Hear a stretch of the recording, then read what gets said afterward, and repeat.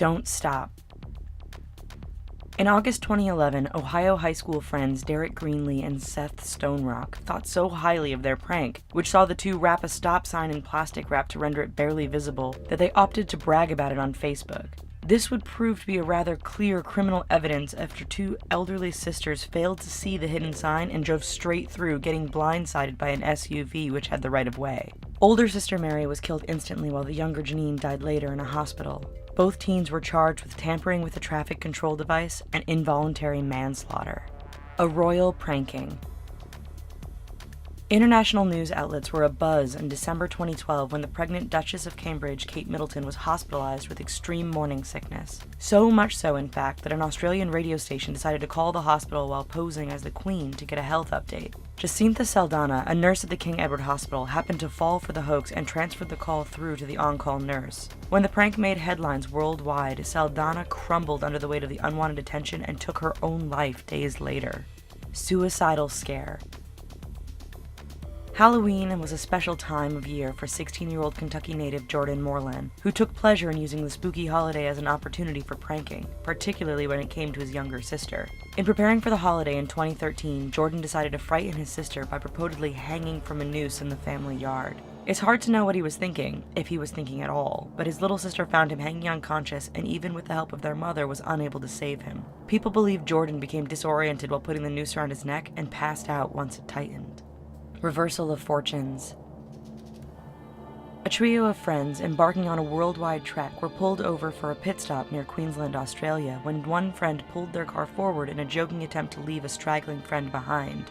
Content with his efforts, the driver began to reverse back when he accidentally hit his friend, causing serious head injuries. With no mobile phone service, the man rushed to Charters Towers Hospital, where Sam Minigue was pronounced dead on arrival. The driver was charged with dangerous operation of a motor vehicle causing death and 1 count of drunk driving. Sparks fly. Eric Morelli was trying to draw the attention of his friend on a Sunday morning in June 2014 when he arrived at his family's Southington, Connecticut apartment and threw a lit sparkler through an upstairs window. But instead of finding his friend, who was actually sleeping downstairs, Morelli's sparkler found the room of his friend's sister, Kristen Milano. As the sparkler started to fire, those in the apartment reacted to the smell of smoke and immediately fled.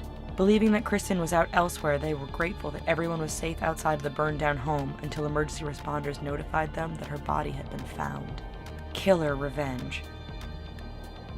A simple Friday night of Taco Bell and a movie among 6 friends turned deadly when the group opted for a side trip over to a friend's house in order to get back at him for an earlier prank. As the friends dumped leaves and other garbage on a car parked in the driveway of their friend's Little Rock, Arkansas home, the homeowner and father, Willie Noble, emerged with a gun and began firing at the fleeing group of teens. One of the bullets hit 15-year-old Adrienne Broadway in the head, killing her. No one else from the group was hurt in the attack, which resulted in a first-degree murder charge for Noble.